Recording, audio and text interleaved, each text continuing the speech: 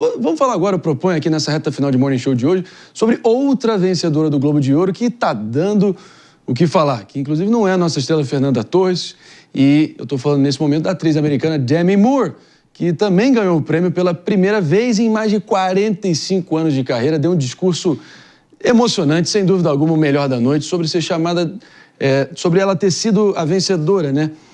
Dessa categoria, e por muitos anos ela ter ficado assombrada com essa pecha de atriz de filme de pipoca, ou filme pro povão, né? E o impacto disso na autoestima dela.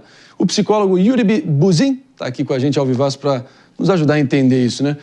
Tudo bem, doutor Yuri, como é que você está? Quero te ouvir. Baita discurso, misturou ali uma condenação desse tal etarismo. Por outro lado, é nunca tão tarde para você se renovar e provar o seu valor, não é isso?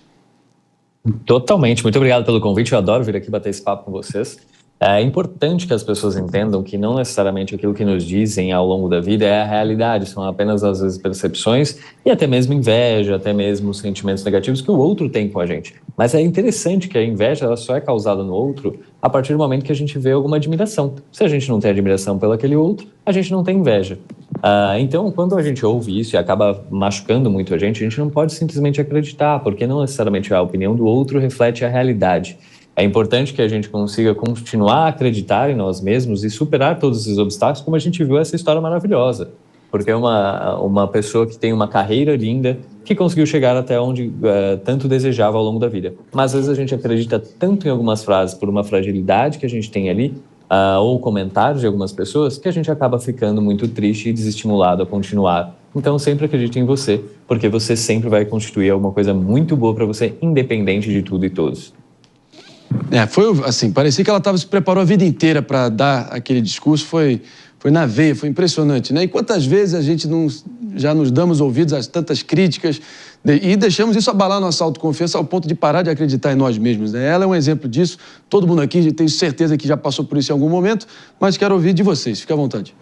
Não, aqui é belíssimo o discurso dela, né? Porque o discurso dela, ela menciona que ela foi chamada de atriz de filme de pipoca, que ela faria vários filmes, que ela não teria o reconhecimento técnico jamais. E ela mesma disse que ela acreditou nisso por muito tempo. E que no momento mais difícil da vida dela, ela que já tem mais de 60 anos, ela pensou que não tinha mais nada à frente. E que, de repente, um roteiro mágico chega à mesa dela, que é do filme A Substância. Que, inclusive, trabalha um pouco dessa lógica da aparência, dessa lógica do momento em que se vive. Então, assim, o discurso dela, ele traz muito isso da síndrome do impostor. O que é a síndrome do impostor? É quando você acha que você não é capaz. E os outros, às vezes os seus próximos, eles querem te passar essa ideia também. E uma pessoa super competente, como é o caso dela, uma atriz brilhante, não conseguiria. Então, a minha pergunta ao doutor é: como que nós podemos nos afastar da síndrome do impostor? Como que nós podemos nos perceber como capazes? Porque, como ela, muita gente acredita. Mais de 45 anos de carreira e ela acreditou nisso, que aquele espaço, que carregar uma estátua do Globo de Ouro não era para ela. Como desconstruir isso da forma mais rápida possível? E como ajudar quem está do seu lado a quebrar também essa síndrome do impostor?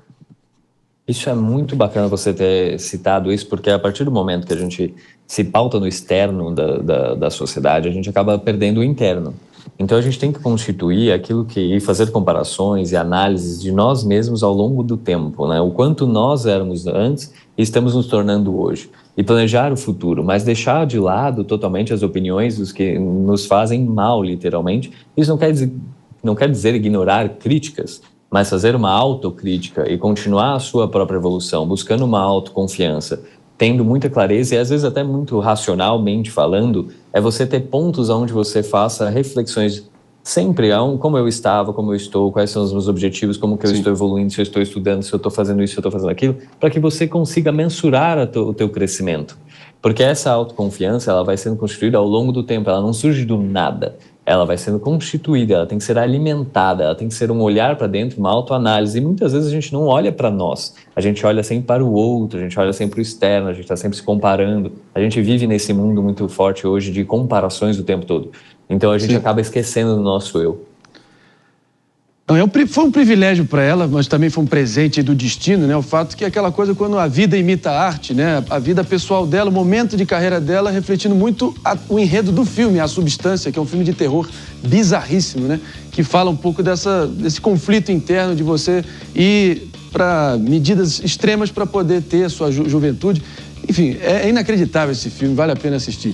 No momento a gente vai partir só para quem está nos ouvindo e Morning Show volta amanhã. Tamo junto!